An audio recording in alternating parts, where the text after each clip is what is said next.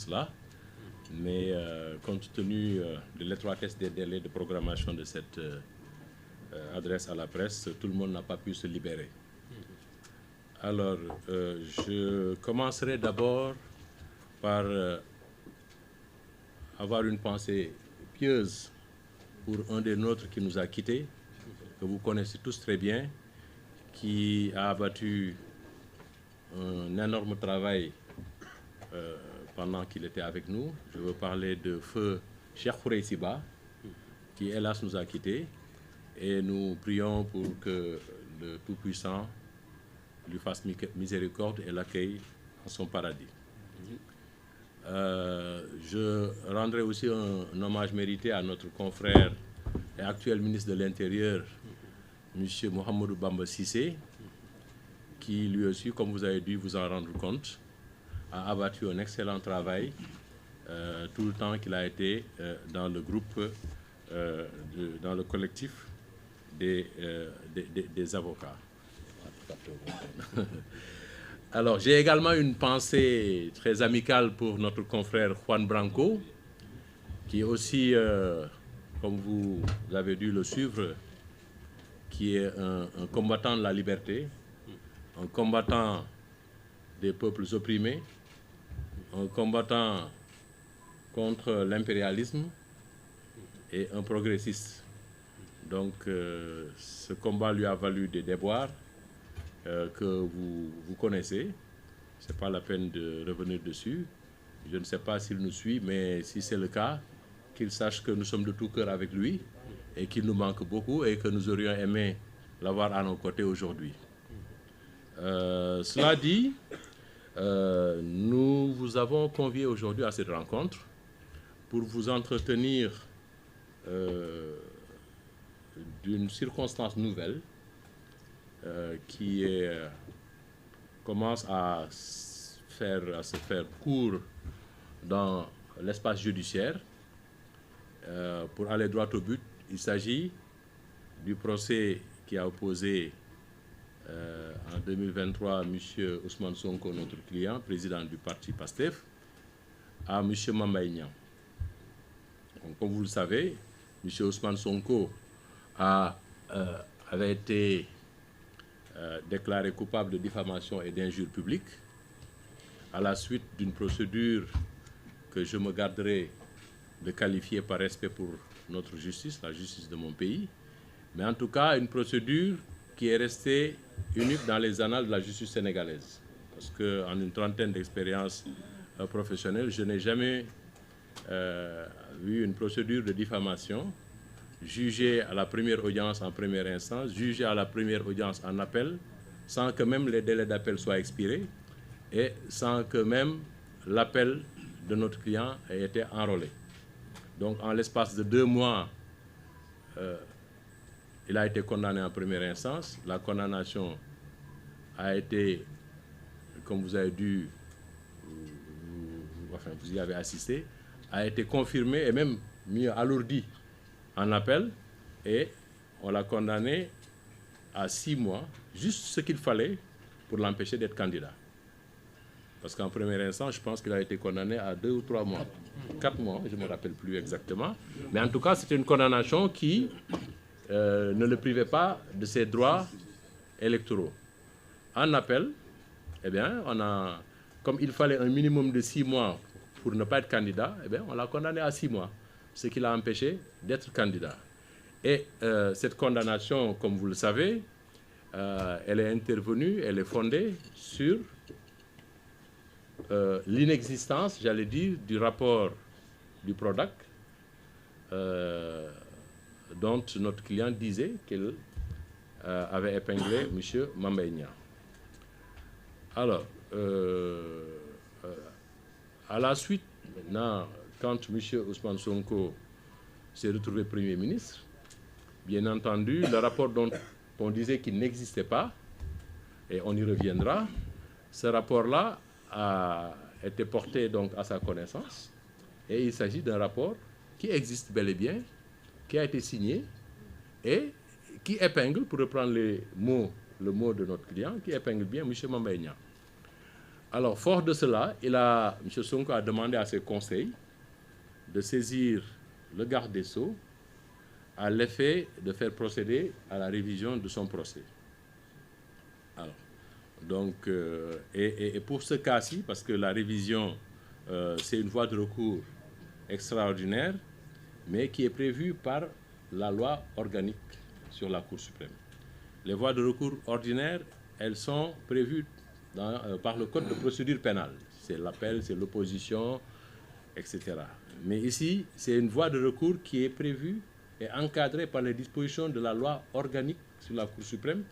Et comme le nom l'indique, c'est une loi qui, dans la hiérarchie des normes dans ce pays-là, a une valeur supérieure à celle des lois ordinaires. Alors, donc, et cette loi organique prévoit plusieurs cas dans lesquels la révision d'un procès peut être initiée.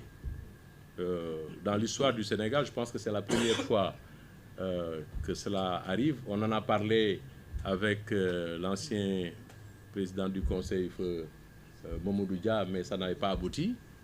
Et donc c'est la première fois qu'on en arrive aujourd'hui à cette étape que je vais vous décliner tout à l'heure. Alors, donc pour le cas qui concerne M. Sonko, c'est le quatrième cas qui est prévu par l'article 93 de la loi organique sur la Cour suprême, qui prévoit, est-ce que pour ne pas écorcher le texte, je vais vous lire le quatrième cas. Je ne vais pas vous lire tout le texte. C'est l'article 92. Hein? 92. Voilà, lorsque, après une condamnation, un fait vient se produire ou se révéler, ou lorsque des pièces inconnues lors des débats sont présentées, de nature à faire naître un doute sur la culpabilité du condamné. C'est bien le cas du rapport Prodac. Alors, mais dans ce cas précis, M. Ousmane Sonko n'a pas le pouvoir, n'a pas la prérogative de saisir directement la Cour suprême. Ses avocats non plus. Le passage obligé, c'est le ministre de la Justice, garde des Sceaux. Donc, il nous a instruit de saisir le garde des Sceaux, ce que nous avons fait, en correspondance, pour lui demander de bien vouloir instruire une demande de révision sur la base de cet élément nouveau. Et le garde des Sceaux, Mme Yacine Fall, qui a hérité de ce courrier-là, a effectivement fait les démarches. Et je tiens à préciser qu'elle ne l'a pas fait en tant que politique. Elle a agi en tant que garde des Sceaux et n'a fait qu'appliquer ce que la loi a prévu, en pareille occurrence. Alors, donc, le texte, il est là, c'est l'article 93. Dans le quatrième cas, donc le cas qui nous concerne, le droit de demander la révision appartient au garde des Sceaux, ministre de la Justice, seul. Ça, c'est la loi organique sur la Cour suprême qui le dit. Donc, c'est le garde des Sceaux seul qui a le droit d'initier la procédure de révision. Et donc, le garde des Sceaux qui statue après avoir pris l'avis d'une commission composée des directeurs de son ministère, du procureur général près la Cour suprême, d'un magistrat du siège de la Cour suprême, désigné par le premier président. Donc, elle n'a pas fait autre chose que de se conformer aux dispositions de la loi. Donc, elle a réuni la commission. Donc, et cette commission qui regroupe les différents directeurs de son ministère a été présidée pour la circonstance par un magistrat de la Cour suprême qui est président de chambre à la Cour suprême. Donc, après le premier président et le procureur général, c'est le magistrat le plus haut en grade au niveau de la Cour suprême. Et, fait important à noter, avec la présence de M. le procureur général himself. Il aurait pu déléguer un avocat général, un premier avocat général, mais c'est lui-même, le procureur général près la Cour suprême, qui est venu siéger au niveau de la commission. Et cette commission regroupe plusieurs magistrats qui sont 2 directeurs généraux et peut-être 7 ou 8 directeurs. Donc, président de chambre à la Cour suprême, procureur général, directeur, Madame le directeur général de la protection judiciaire et sociale, Monsieur le directeur général de l'administration pénitentiaire, Monsieur le directeur des affaires civiles et du Sceau, Monsieur le directeur des affaires criminelles et des grâces, Monsieur le directeur des services judiciaires, Monsieur le directeur de la justice de proximité et de la promotion de l'accès aux droits, Monsieur le directeur des droits humains, Monsieur le directeur de la dématérialisation et de l'automatisation, Monsieur le directeur de la promotion de la bonne gouvernance, Monsieur le directeur de l'administration générale et de l'équipement, entre autres.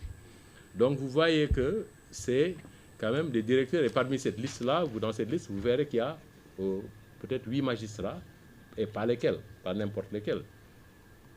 Le magistrat président de chambre à la Cour suprême, le procureur général de la Cour suprême, et d'autres magistrats qui ont, en tout cas pour tout ce qui était là, entre 25 et 40 ans d'expérience, qui ont occupé toutes les fonctions dans cette magistrature. J'insiste sur la composition, c'est pour que vous sachiez bien que si cette commission ainsi composée examine le rapport du PRODAC qui lui a été soumis et décide de donner un avis favorable en estimant qu'effectivement le rapport contient des éléments de nature à épingler, parce que je reprends le mot de notre client, et a émis un avis favorable pour la révision de son procès, ce qui est une première. En tout cas, moi, dans ma petite expérience, je n'ai pas encore eu vent de la réunion de cette commission qui aurait rendu un avis favorable à une révision d'un procès quel qu'il soit. Alors donc, c'est pourquoi nous estimons que cette commission, qui est quelque part même l'émanation de la Cour suprême, puisqu'il y a un président de chambre, je pense que ce doit être le président de chambre le plus ancien, je n'ai pas cité son nom, et monsieur le procureur général, c'est une émanation de la Cour suprême, et je vois mal demain la Cour suprême venir prendre le contre-pied de la commission qui a émis un avis favorable, d'autant plus qu'il n'y avait absolument rien d'extraordinaire, de particulièrement technique. Il s'agissait de faits qu'il fallait juste apprécier. Le rapport, est-ce que le rapport contient des éléments qui peuvent incriminer Mame Niang? Ils disent oui, effectivement, parce que Mame Niang a signé un ordre de service de démarrage des travaux au profit de l'entreprise Green 2000, 5 mois avant la signature du contrat.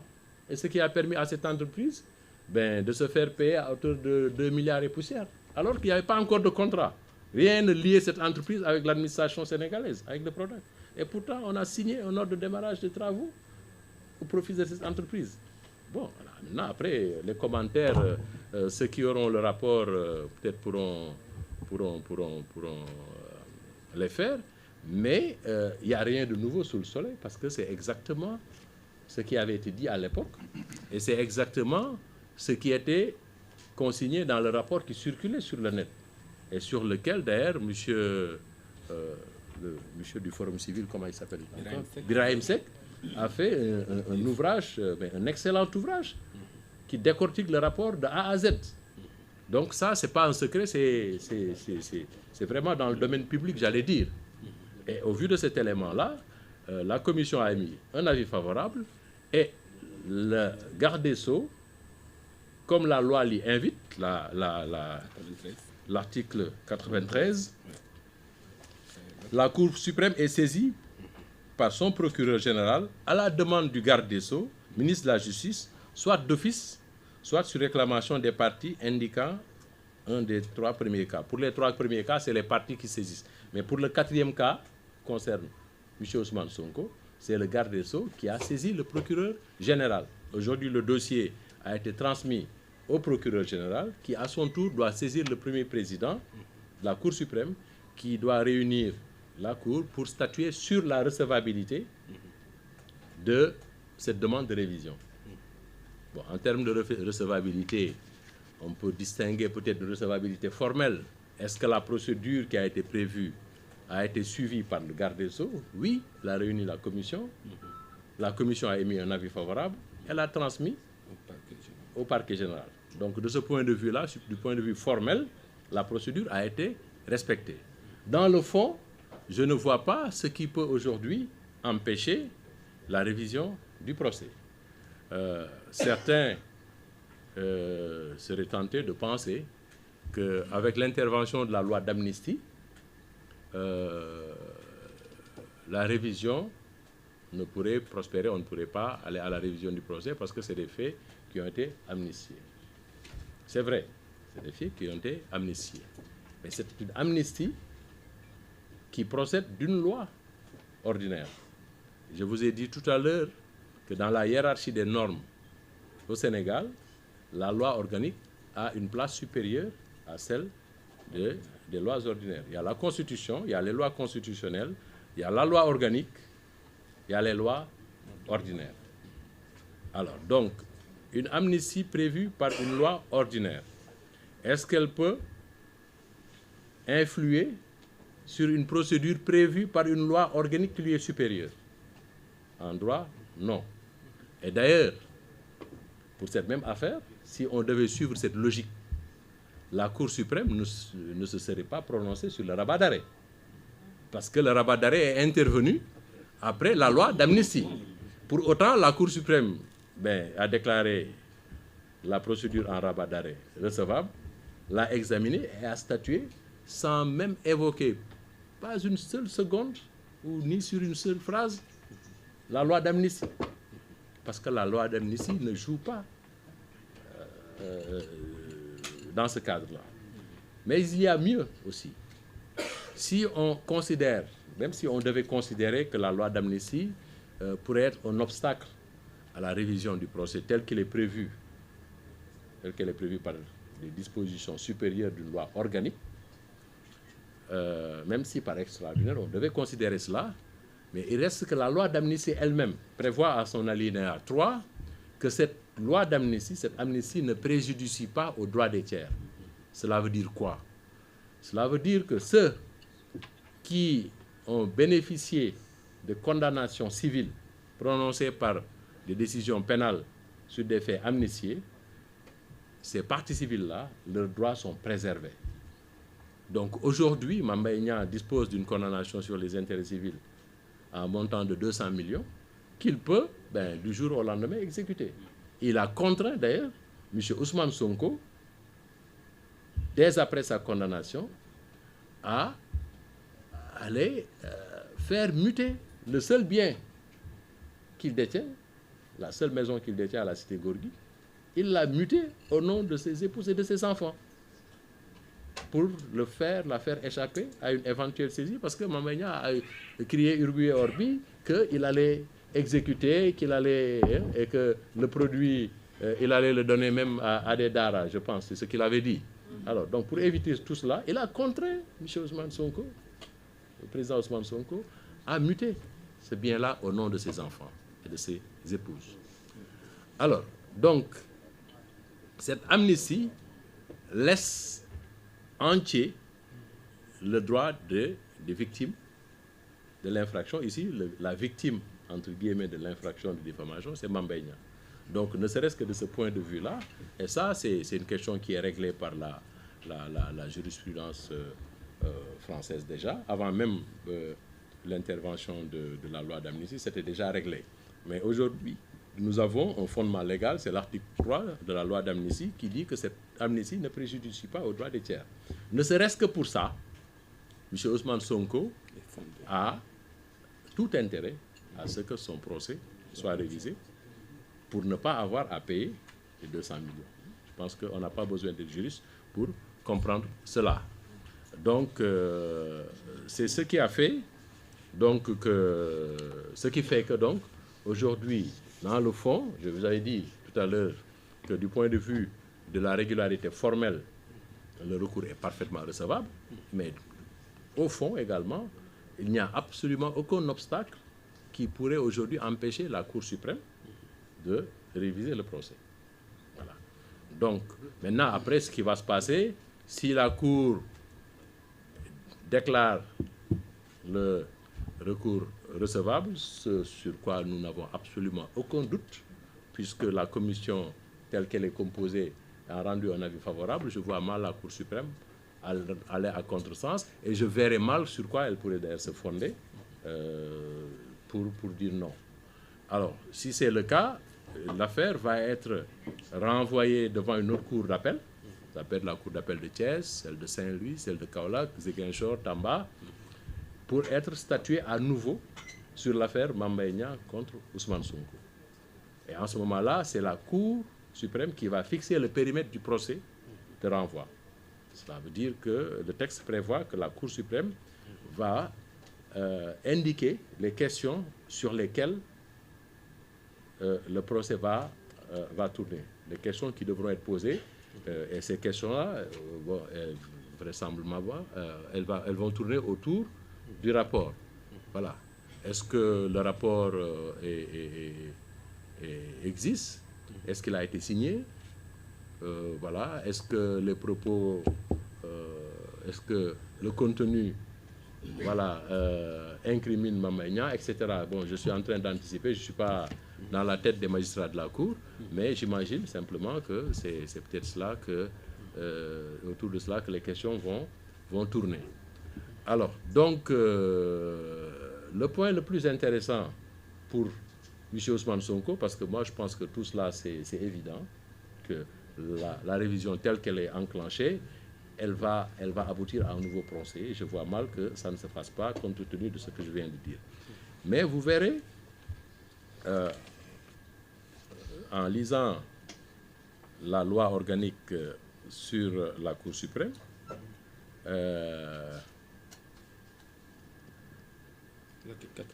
c'est l'article 95. Voilà. Alors, voilà ce que dit l'article 95 de la loi organique. L'arrêt ou le jugement de révision. Donc, si la Cour suprême décide de renvoyer devant la Cour d'appel de Kaolack, par exemple, pour être jugé, et que la Cour d'appel, au vu du rapport, dise, ce qui est fort probable et presque même indubitable, qu'il n'y a pas de diffamation, parce que le fait qui était réputé diffamatoire, en réalité, c'est un fait qui est là, qui existe. Le rapport est là et qui incrimine. Et elle va infirmer la décision et relaxer M. Ousmane Sonko du fait de diffamation, du chef de diffamation. Et dans ce cas, cet arrêt, ou le jugement de révision, d'où résulte l'innocence d'un condamné, peut, sur sa demande, la demande du condamné, lui allouer des dommages et intérêts à raison du préjudice que lui a causé la condamnation. Alors là, ça va être intéressant. Parce que pour quelqu'un qui se plaint d'avoir été diffamé en ce que celui qui l'aurait diffamé aurait prononcé le mot épinglé, on lui alloue 200 millions parce que simplement on a utilisé le mot épinglé. Qu'adviendrait-il de celui qui a été privé d'être candidat à l'élection présidentielle, qui a été emprisonné, qui a été sous la menace de perdre sa maison au point de muter sa maison à sa progéniture et à ses épouses, et il a payé 22 millions de frais de mutation, tout cela pour faire échapper, sur la base vraiment d'un gros mensonge par omission, parce que le mensonge par omission, c'est de dire qu'il n'y a pas de rapport, alors que le rapport existe. Voilà. Et puis, il y a même un mensonge positif. C'est celui qui a été fait par le coordonnateur du PRODOC, pas celui qui était là au moment du rapport, mais celui qui l'a remplacé, parce que M. Samba Laobé, je pense, il est décédé, Dieu ait pitié de son âme. Celui qui l'a remplacé, M. Amadou Niang, dans le cadre de l'enquête préliminaire, M. Adramé Sarr, commissaire de la DIC, lui a fait une réquisition pour lui demander est-ce qu'il y avait un rapport PRODAC tel que Ousmane Sonko l'affirmait. Alors, le monsieur, il répond, c'est une pièce de notre dossier pénal, il n'existe pas de rapport PRODAC. Voilà ce qu'il dit. Il s'est agi d'une enquête portant sur le contrat clé en main relatif aux études et aménagements hydro-agricoles des domaines agricoles de Sefa, Itato, Keur Sambakan et Keur Momar Sarr, conclu entre le PROGAT et Green 2000, dont le rapport n'a pas été approuvé. Voilà ce qu'il dit. Dont le rapport n'a pas été approuvé. Et ça, il le dit en 2023. Or, le rapport, non seulement il existe, il a été approuvé, il a été signé en 2018. En 2018. Ça, c'est un gros mensonge sur lequel on s'est fondé pour dire que M. Ousmane Sonko a diffamé Mame Mbaye Niang. Voilà. Donc, je ne vais pas tout dire parce que je ne suis pas seul. J'ai mes confrères qui vont prendre certainement la parole pour appuyer, enfin en tout cas revenir sur certains de ces points-là. Mais voilà des axes intéressants sur lesquels donc, on devrait réfléchir. Alors le préjudice, il est immense. Imaginez-vous si Ousmane Sonko n'avait pas été condamné et qu'il avait été candidat à l'élection présidentielle de 2024. Qu'est-ce qui se serait passé? Je vous laisse le deviner, ce n'est pas à moi de le dire. Alors, mais il n'est pas le seul, il n'est pas la seule victime de cette cabale, parce qu'en fait, il s'agit d'une cabale administrativo-judiciaire, parce qu'on a mis en branle toute la machine administrative et toute la machine judiciaire pour broyer un individu. C'est quelque chose voilà, auquel vous avez tous assisté. Alors, mais au-delà de sa personne, tous les Sénégalais, dont moi-même, parce que moi, si Ousmane Sonko était candidat, moi j'aurais voté pour lui. On m'a privé du droit de vote, j'ai voté pour le président Diomaye, on m'a privé du droit de voter pour Ousmane Sonko. Et nous sommes des millions de Sénégalais qui ont été privés de ce droit. Et pourquoi? Sur la base d'un mensonge. Sur la base d'un mensonge. Et il est aujourd'hui important que ce mensonge-là soit révélé et qu'on revienne dessus. Mais il y a des gens qui ont perdu leur vie. Combien sont-ils? Ils sont morts à cause de cela. Combien sont-ils à avoir croupi en prison pendant de longs mois? Combien sont-ils à avoir perdu leur business, leur affaire? Combien sont-ils à avoir été mutilés? Et au-delà de ces personnes, même en Afrique, Ousmane Sonko, vous le savez, c'est une icône africaine. C'est un panafricaniste sur qui beaucoup d'espoir était cristallisé. Parce que sa réussite allait sonner comme peut-être un boulevard pour les autres opposants africains, pour que les gens comprennent que c'est possible d'y arriver. Malgré tout ce qui s'est fait, toute la machine qu'on a déployée contre lui, il est parvenu à ses fins. Hélas, à cause d'un Mamba Niang, d'un gros mensonge qui a fondé des décisions de justice, tout cela n'a pu se faire. Donc le préjudice, il est incommensurable. On a l'habitude, ces mots qu'on utilise souvent dans notre jargon, nous autres avocats, mais nous sommes dans un cas d'école typique de préjudice incommensurable qui ne peut même pas être réparé en argent. On lui aurait versé, on aurait condamné Mamba Niang à lui payer 100 milliards de dommages et intérêts, ça ne réparerait pas le préjudice subi par Ousmane Sonko et tous ses partisans et tous les membres du PASTEF. Et le moment venu, croyez-le bien, nous ne manquerons pas de demander des dommages et intérêts sur cette procédure-là. Et la loi nous permet aussi à M. Ousmane Sonko d'agir autrement ailleurs, devant une autre juridiction pénale, pour se faire allouer d'autres dommages et intérêts sur la base de la dénonciation calomnieuse. Et nous nous réservons, nous, notre client, nous avec lui, bien sûr, d'user de toutes ces voies de droit. Alors, j'ai parlé trop longtemps, vous savez, les avocats, nous sommes parfois trop bavards, mais vous comprendrez que ce que j'ai envie de dire, tout ce que j'ai envie de dire, je n'ai pas pu le dire parce qu'il faut que je laisse la place à mes excellents confrères qui sont là. Et donc, je vais sans tarder retourner la parole à notre doyen Massokhna Kane, qui va, je ne sais pas qui d'autre va prendre la parole. Voilà, Abdi va reprendre mon propos en Wolof. Après, peut-être s'il y a des confrères qui souhaiteraient dire un mot, insister sur un ou deux autres points, ils pourront le faire. En tout cas, je vous remercie de l'attention que vous avez bien voulu m'accorder. Et sans tarder, Abdi, je te laisse la parole.